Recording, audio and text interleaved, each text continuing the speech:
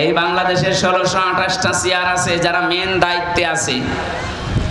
আমরা জানিয়ে পৃথিবী সাক্ষী দেবে এই 1628টা চেয়ারে যারা ছিল এরা সবগুলো জালেম।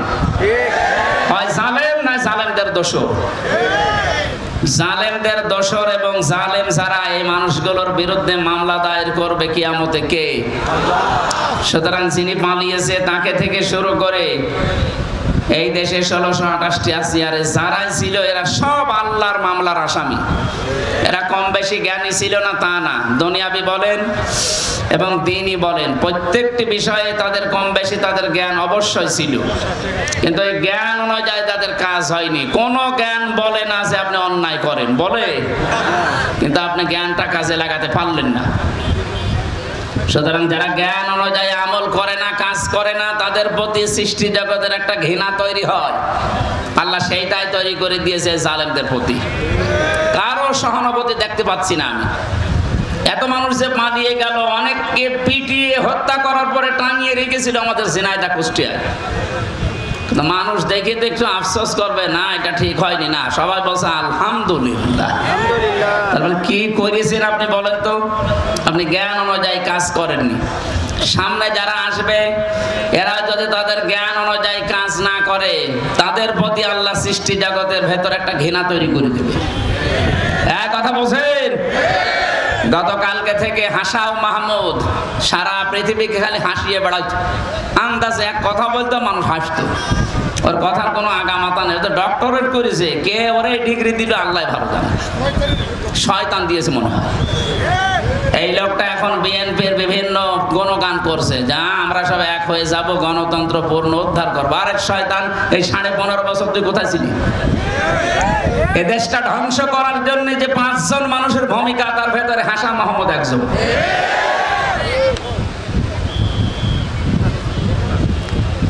আমার মনে হয় সাবেক 3 বারের সফল প্রধানমন্ত্রী বেগম খালেদা জিয়ার চিকিৎসা হতো বাইরে, কিন্তু যিনি পালিয়ে গেছে তার কান পড়া দিত যারা, তার ভেতরে হাসাও মাহমুদ একজন। মাঝে মাঝে যে এই কথা বলতো যে মারা যাক, আপনার কি, আপনি মানুষ। আর এখন জনাব তারেক জিয়ার নামে রহমতুল্লাহ লাগিয়ে দিচ্ছে। এই শয়তানকে যেন মাফ না করা হয়। বলেন, এই দরবেশরে যেমন ধরা হয়েছে এরও ধরা হোক। কোথা থেকে, কোন গর্ত থেকে কি করছে আমরা জানি না। আমরা ধানের খেতে লুকিয়ে থাকলে সেখান থেকে আপনারা ধরে নিয়ে আসতে পারেন, আর এরে ধরতে পারছেন মানে? একটা জালেমও যেন ছাড় না পায়। আমরা চাই বাংলাদেশে যারা জালেম ছিল, বড় এবং মাঝারি, ছোটগুলো বাদ, কারণ ওরা না বুঝে করতে পারে। বড় এবং মাঝারি জালেম যারা, এদের তালিকা করে করে মোড়ে মোড়ে টানিয়ে দেবেন। কিয়ামতের আগে যেন এই দেশে কোনো জালেম অন্তত চেয়ারে বসতে না পারে।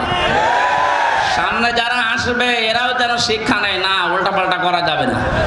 এক কথা বলেন না কেন? তাওবা করতে হলে এইভাবেই তাওবা করা লাগে। শিক্ষিত মানুষ যারা আছে, বহু মানুষ এই হাদিস শুনেছেন। এখানে কথা বলেন কি, এখান থেকে জানতো ভাই, জানার তো হাতে বলেন।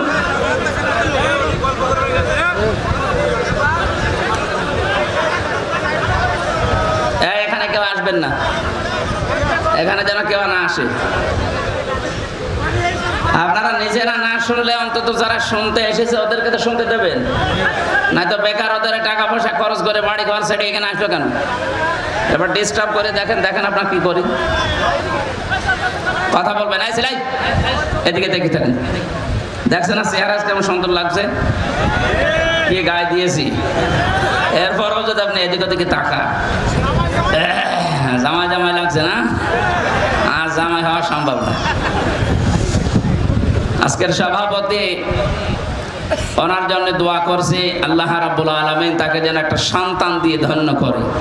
ওনার পরিবার আজকে দোয়া চাচ্ছিল আমাদের কাছে যে আমাকে আল্লাহ যেন একটা সন্তান দেন। এখানে হাজারো নেককার মানুষ এসেছে। আমাদের জাতির পিতা ইব্রাহিম আলাইহিস সালাম দোয়া করেছিলেন 84 বছর বয়সে, রব্বি হাবলি মিনাস সালিহিন, হে আল্লাহ একটা নেককার সন্তান দাও। আল্লাহ রাব্বুল আলামিন তাকে যেন একটা নেককার সন্তান দিয়ে তার স্ত্রীর কোলটা পূর্ণ করেন, বলেন আমিন। আমরা কথা বলতে চাচ্ছিলাম যে এই যে ওসি সাহেবের যে তাওবা, এই তাওবাটা আসলে ভণ্ডামি প্রতারণা ছাড়া কিছু হয়নি। উনি তাওবা করছে আল্লাহর কাছে। অপরাধ করলেন আপনি আমাদের কাছে, আর আল্লাহর কাছে তাওবা করবেন মানে? এই 15.5 বছরে যারা জালেম ছিলেন, মানুষের উপরে অত্যাচার, জুলুম, নির্যাতন, আয়না ঘর বানিয়েছিলেন, গুম খুন, ইলিয়াস আলীকে আজও পাওয়া গেল না। আপনি কত বড় মানবতা বিরোধী অপরাধ এটা জানেন?